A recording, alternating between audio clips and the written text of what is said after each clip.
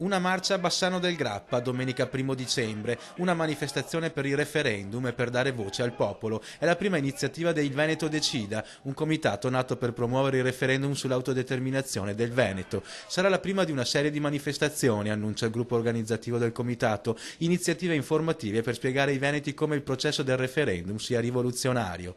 Il Veneto Decida non è un partito, non è un nuovo movimento, è semplicemente un comitato trasversale che non ha finalità né elettorali né di altra ragione aggregativa se non quella di creare appunto un consenso, un'azione unitaria perché in Veneto si tenga il referendum sull'indipendenza. Vuoi che il Veneto diventi una repubblica indipendente e sovrana? Questo è il quesito del referendum secondo il comitato, che dopo il rinvio della proposta di legge tenutasi in Consiglio regionale lo scorso luglio vuole portare avanti con forza l'azione delle realtà venete. Il Consiglio regionale sta tergiversando, sta prendendo tempo, ha rimandato in commissione un disegno di legge. Io voglio che i consiglieri regionali dicano sì oppure no.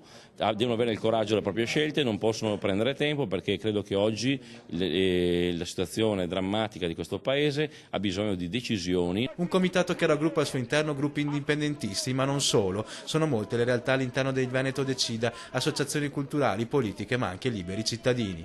Il concetto del comitato è proprio quello di essere trasversale, quindi chiunque vuole un atto democratico in Veneto può far parte del Veneto Decida.